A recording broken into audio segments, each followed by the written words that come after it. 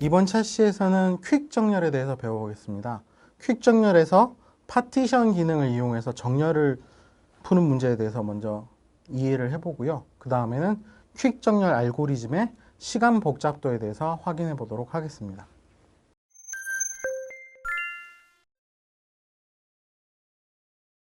퀵 정렬은, 퀵 소트는 디바이드 앤 컨커 파라다임을 사용합니다. 디바이드 앤 컨커라는 것은 우리가 풀기 힘든 아주 큰 문제를 풀기 쉬운 여러 개의 작은 문제로 만드는 것입니다. 그래서 한 번에 풀기 힘든 거를 여러 개 번 계산을 하되 풀기 쉬운 걸로 바꾸는 거죠. 퀵 정렬에서는 그걸 어떻게 사용하냐면 파티셔닝이라는 것을 사용합니다. 파티셔닝이라는 것은 어떤 건지 한번 볼까요? 파티셔닝이라는 것은 어떤 피봇이라고 하는 엘리먼트를 기준으로 엘리먼트의 왼쪽은 다 피봇보다 작거나 같은 것들을 모아주고 그 다음에 오른쪽에는 피봇보다 크거나 같은 것들을 모아주는 것을 저희가 파티셔닝이라고 합니다. 그러면 이 파티셔닝을 하면 그냥 피봇보다 작은 건 앞쪽, 피봇보다 큰 건 뒤쪽 이렇게 끝나는 게 아니라 요거를 또 재기적으로 계속 호출을 하는 거죠. 그러면 X라고 하는 피봇보다 작은 것들이 모여있는 앞쪽에서 다시 새로운 피봇을 설정하고 그 피봇보다 작은 것은 다시 왼쪽으로 그리고 피봇보다 큰 것은 오른쪽으로 이것을 계속 반복하는 거예요. 그럼 어떻게 될까요? 작은 값들은 계속 앞쪽으로 이동을 하게 되고 큰 값들은 계속 뒤쪽으로 이동하게 되는 거죠. 그래서 작은 값이 점점 앞쪽으로 가고 큰 값들은 점점 뒤쪽으로 가면 그게 저희가 원했던 정렬 문제를 해결하는 형태가 되는 거죠. 그래서 실제로 예를 가지고 하나 보시면 자, 배열이 28713564라고 주어졌다고 하면 피봇을 4를 잡은 거예요. 4를 잡았더니 4보다 작은 213은 왼쪽으로 가고 4보다 큰 7, 5, 6, 8은 오른쪽으로 간 거죠. 그래서 퀵 정렬, 퀵 소트 같은 경우에는 이 피봇을 어떻게 잡느냐, 그래서 파티셔닝을 어떻게 하느냐가 성능에 큰 영향을 미칩니다. 자, 실제로 앞에 봤었던 그 예를 가지고 어떻게 파티셔닝을 하는지 한번 볼게요. 자, 피봇 아이템은 4고요. 그 다음에 287135라는 것을 차례대로 파티셔닝을 해보겠습니다.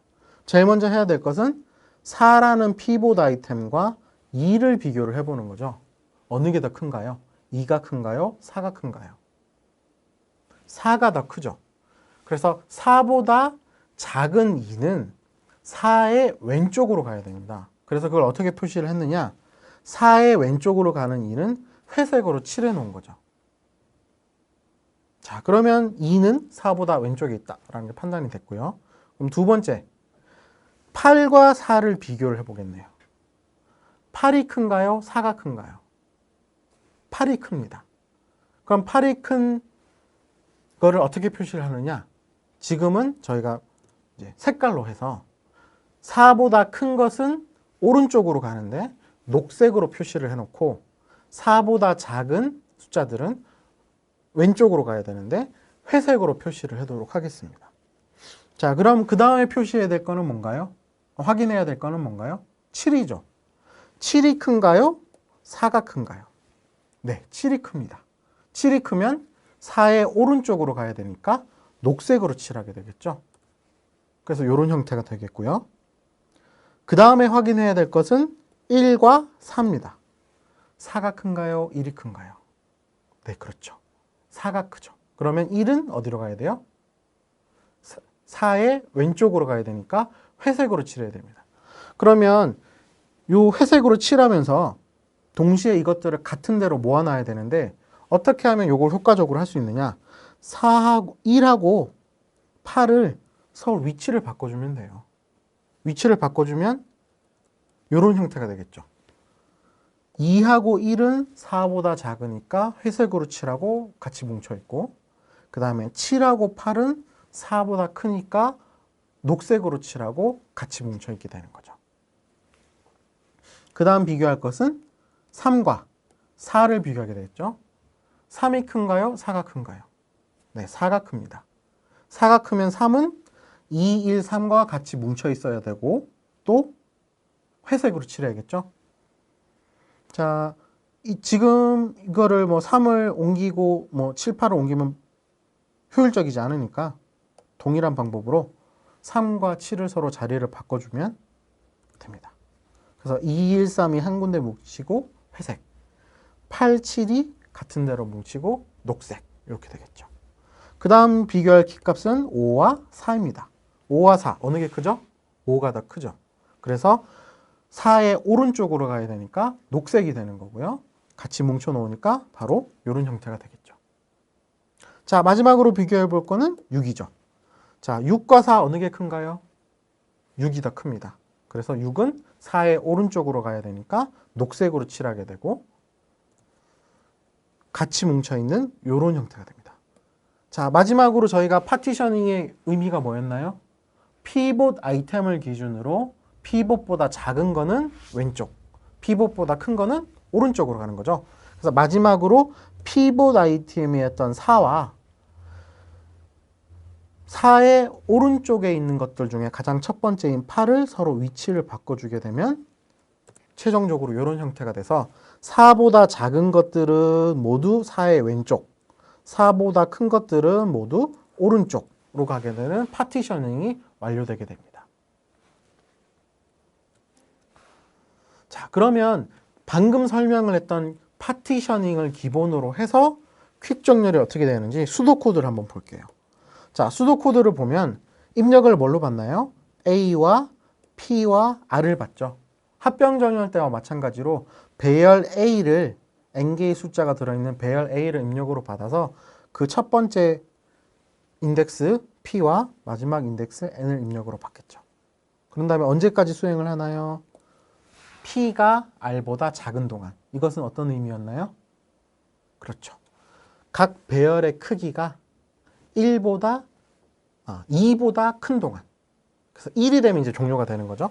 그래서 뭐를 해요? 첫 번째가 파티셔닝이라는 걸 수행을 하죠. 저희가 방금 해봤던 거. 어떻게 해요? Q라는 거 값을 기준으로 파티셔닝을 합니다. 저희가 보통 파티셔닝을 할 때 이 Q라는 값을 피봇으로 잡는데 이 Q를 어떻게 잡는다에 따라서 성능이 조금씩 달라지니까 그걸 좀 주의를 하셔야 돼요. 그거는 제가 좀 이따 성능 분석에서 자세히 설명을 드리도록 하고 지금은 일단 어떤 중간 값이라고 생각을 하고 요 Q를 이렇게 써보겠습니다. 그러면 그 다음에 제기 호출되는 건 뭐예요? 그렇죠. A의 P부터 Q-1까지 피봇을 제외한 요 부분. 파티셔닝을 하고 나면 어떻게 되겠어요? 처음에 1부터 n까지 들어왔을 때는 숫자들이 크게 구분이 없이 들어왔다가 파티셔닝을 수행하고 나면 그때는 1부터 Q-1까지는 Q보다 작거나 같은 숫자들이 몰려 있을 거고 이 뒷부분 Q 플러스 1부터 n까지는 Q보다 크거나 같은 숫자들이 뭉쳐 있겠죠. 그러면 이제 남은 거는 요 앞부분 그리고 요 뒷부분에 대해서 다시 퀵소트를 수행해서 파티셔닝을 수행하고 작은 것들을 앞쪽으로 파티셔닝을 수행하고 작은 것들을 앞쪽으로 파티셔닝을 수행하고 작은 것들을 앞쪽으로 하는 작업들을 계속 반복하게 됩니다. 언제까지요? 각 배열의 크기가 1이 될 때까지.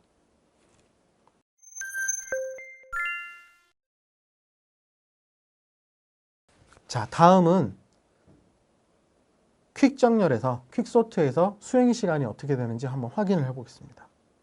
파티셔닝에 걸리는 시간은 저희가 세타의 n으로 생각할 수 있습니다. 왜 그럴까요? 자, 생각을 해보면 처음에 n개의 배열이 들어왔을 때 뭘 하나요? 제일 처음에 피봇을 하나 정하고 그 피봇과 나머지 n-1개의 숫자들을 차례대로 비교를 하죠. 비교를 해서 무슨 작업을 하나요? 피봇보다 작으면 왼쪽으로 이동시키고 피봇보다 크면 오른쪽으로 이동시키는 작업을 하죠. 그럼 총 비교의 수는 몇 번이에요? 피봇과 나머지 숫자들을 차례대로 비교하게 되니까 n-1번 비교를 하게 됩니다. 그래서 그 파티셔닝을 한 번 할 때는 최대 n번만큼 비교를 한다고 생각하시면 됩니다. 그럼 문제는 그런 파티셔닝을 몇 번 하느냐가 문제가 되는 거죠. 자, 파티션의 횟수에 따라서 시간 복잡도가 달라지게 되는데 저희가 크게 두 가지 경우로 나누어서 생각해 볼 수가 있습니다. 하나는 밸런스드 파티셔닝, 하나는 언밸런스드 파티셔닝. 자, 먼저 밸런스드 파티셔닝 형태를 보면요. 이거는 어떻게 정의가 되느냐? 각 하위 문제가 기존의 문제 크기의 절반 정도가 된다라고 하는 거죠. 예를 들어서 이렇게 1부터 n까지 배열이 있다라고 했을 때 피봇을 했더니 정말 예쁘게 이렇게 q가 가운데 들어가는 거예요. 그럼 요게 절반 2분의 n 정도 크기, 나머지 절반이 2분의 n 정도의 크기가 되는 거죠. 그러고 나서 앞쪽 부분에 대해서 다시 파티셔닝을 했더니 얘도 정말 예쁘게 4분의 n 크기, 4분의 n 크기로 쪼개지는 거죠. 이게 어떤 거랑 비슷해요? 저희가 배웠던 것 중에? 그죠? 바이너리 형태로 비슷하게 된 거죠. 길이가 n인 배열이 2분의 n, 길이가 2분의 n인 두 개의 배열로 쪼개지고 길이가 2분의 n인 배열이 다시 두 개의 길이가 4분의 n인 배열로 쪼개지고 그렇게 해서 반복적으로 쪼개지는 경우가 밸런스드 파티셔닝인 거죠. 자, 이거의 수행 시간을 보면 결국 tn이라고 하는 n개를 정렬하는 데 걸리는 시간은 두 개의 2분의 죄송합니다. n개의 배열을 수행하는 시간은 크기가 2분의 n개인 배열 두 개를 수행하는 시간에다가 그거를 파티션 하는데 걸리는 시간을 합치는 것과 동일합니다. 그러면 파티셔닝 하는데 저희가 시간이 얼마 걸린다고 그랬어요? 파이 n시간 걸린다고 하면 n개를 2분의 n개, 4분의 n개, 8분의 n개 하면 결과적으로 n로그 n시간만큼 걸리는 것을 확인할 수가 있습니다. 이거는 그 과정을 그 제기트리 형태로 만들어 놓은 거죠. 자, 처음에 n개일 때 수행 시간은 n이고요. 2분의 n, 길이가 2분의 n인 두 개의 배열을 정렬하는 데 걸리는 시간도 역시 n.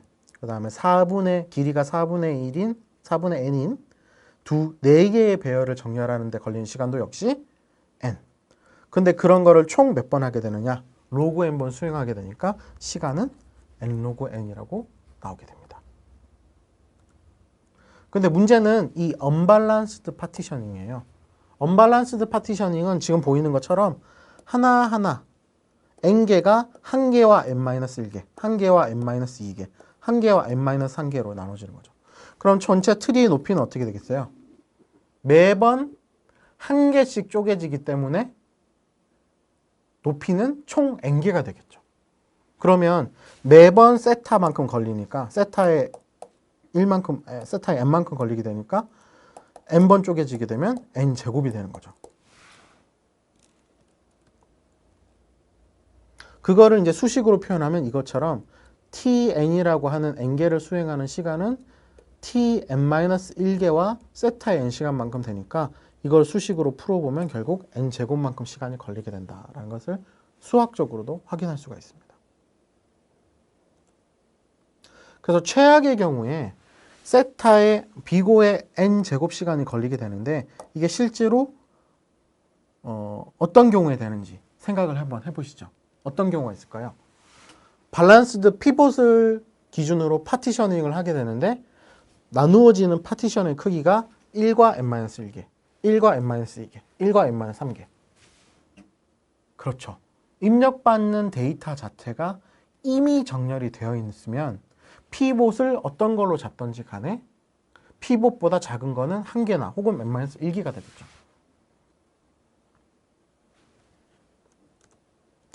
그래서 그 최악의 경우를 저희가 수학적으로도 다시 한번 확인해 볼 수가 있습니다. 여기서는 서브스티튜션 방법을 사용을 해서 시간 복잡도를 계산하는데 지금 tn이라고 하는 시간은 tq 시간과 tn-q-1 시간 중에 최대값에 해당되는 시간에다가 이것을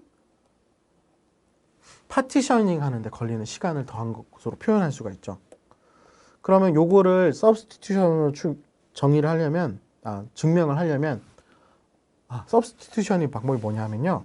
우리가 어떤 알고리즘이 있을 때 그 알고리즘의 시간 복잡도를 계산하는데 이거를 딱 봐서 이게 지금 2번씩 반복되는 거니까 n제곱일 거다라고 가정을 하고 n제곱이면 전체 수행 시간이 C의 n제곱보다 작거나 같다라는 걸 수학적으로 집어넣어서 증명하는 방법입니다. 그래서 어떻게 되는지 한번 보시면요.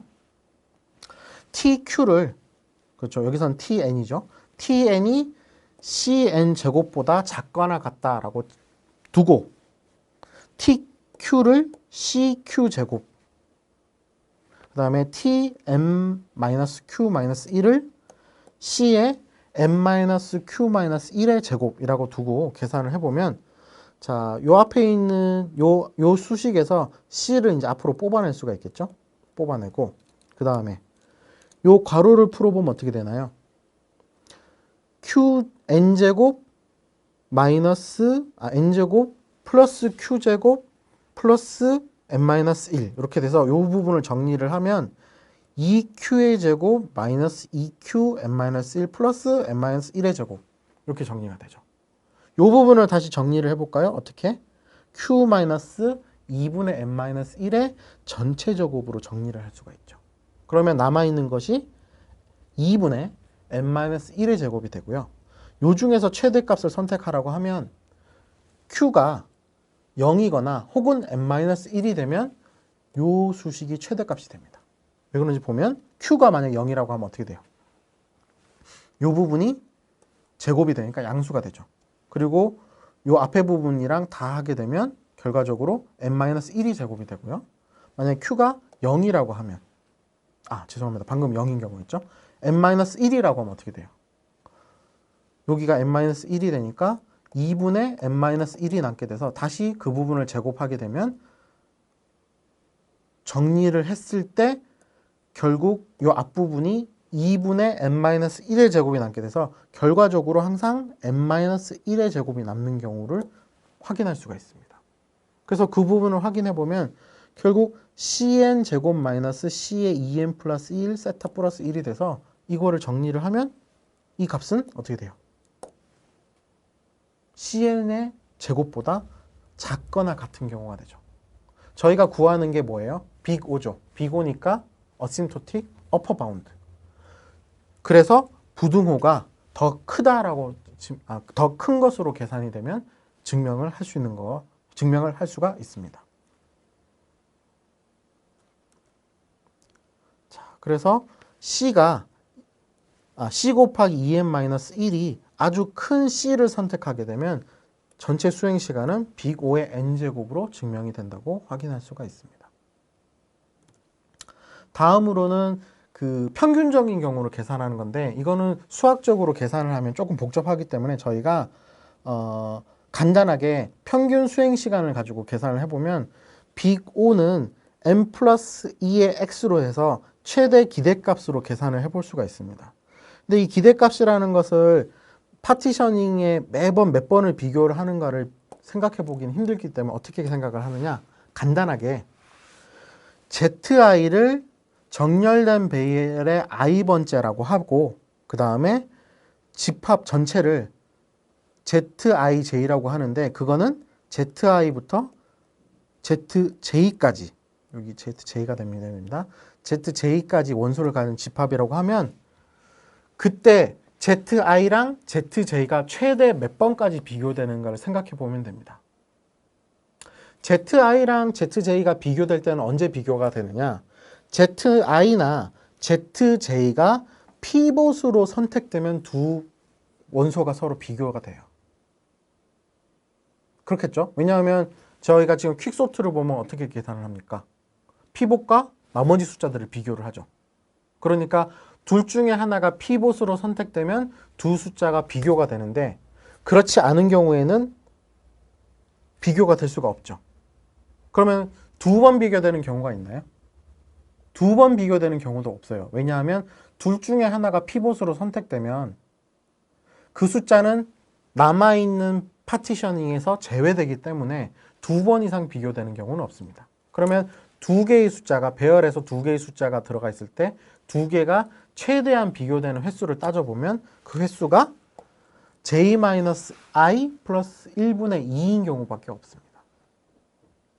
그래서 그때 j-i를 k로 두고 우리가 하모닉 시리를 계산하면 이 계산값에 따라서 비고의 n-log n이 평균적인 경우로 평균적인 걸 확인할 수 있습니다. 간단하게 이거를 그냥 정리를 해서 설명을 드리면 저희가 n개라는 배열이 n개의 숫자가 들어있는 배열이 있는데 그러면 그때 그 n개의 숫자가 들어있는 배열의 최대 비교 횟수가 몇 번이냐를 따져본다는 거죠. 그러면 n개 중에 두 개의 숫자가 있는데 그 두 개의 숫자의 최대 비교 횟수는 몇 번이냐를 따져보는 거면 그 각각의 숫자가 피봇이 되는 경우 외에는 비교하는 횟수가 없다는 거죠. 그러면 비교 횟수는 둘 중에 숫자가 피봇이 되는 경우 한 번, 그리고 두 번 이상 되는 경우는 없고 그러면 매번 한 번씩 한 번씩 줄어들게 되니까 전체적으로는 n번 숫자 각각의 숫자가 선택되는 경우와 그 숫자가 반씩 줄어드는 경우밖에 없어서 비고의 n-log n이라고 생각하시면 될 것 같습니다.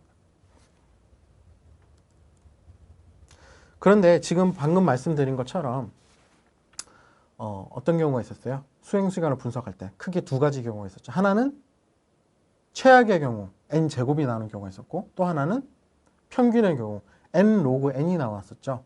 최악의 경우는 어떤 경우였어요? 이미 정렬이 돼 있어서 트리의 높이가 최대 n이 나오는 경우였잖아요.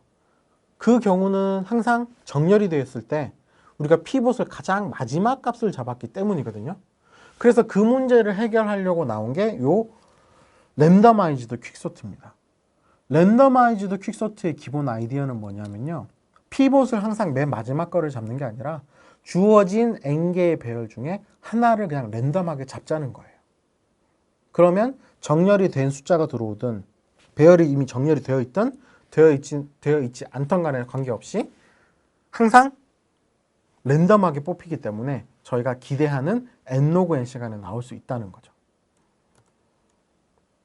자, 그래서 랜더마이즈드 퀵소트의 수도코드를 보면요. 처음에 A라는 배열과 PR을 입력받아서 똑같이 언제까지? 배열에 들어있는 숫자가 한 개가 될 때까지 매번 파티셔닝을 수행하고 그 파티셔닝에 대해서 재기호출을 퀵소트를 재기호출하는 형태가 됩니다. 자, 마지막으로 저희가 지금까지 배웠던 정렬 알고리즘에 대해서 한번 정리를 해보면요. 자, 삽입정렬 배웠고요. 그 다음에 선택정렬, 합병정렬, 힙정렬, 퀵정렬을 배웠습니다. 제일 빠른 게 뭐였나요? 자, 찾아봅시다. 제일 빠른 게 여기 n-log n, 그 다음에 여기 n-log n, 여기 n-log n 이렇게 크게 3개의 n-log n이 있네요. 퀵소트 같은 경우에 월스트 케이스가 n제곱이 나오긴 하지만 이 경우는 거의 없다고 보고 저희가 에버리지 케이스 계산을 해봤을 때 n-log n 나온 걸 확인했으니까 이 경우는 거의 없다고 보시면 될 것 같고요. 그러면 3개가 다 n-log n인데 이 중에 뭘 쓸까 생각을 해보셔야겠죠. 들어오는 데이터나 혹은 공간이나를 생각해 보셔서 가장 적합한 것을 써보시면 됩니다. 머지소트 같은 경우에는 n-log n이긴 하지만 추가 공간을 더 사용하고요. 힙소트 같은 경우에는 n-log n이긴 하지만 힙 구조를 만들고 그 구조를 유지해야 된다는 구현상의 난이도가 조금 있습니다. 퀵소트 같은 경우에 에버리지 케이스가 n-log n이긴 하지만 피봇이 어떻게 뽑히냐에 따라서 성능의 차이가 조금씩 있을 수 있다는 것을 기억해 두시면 좋을 것 같습니다.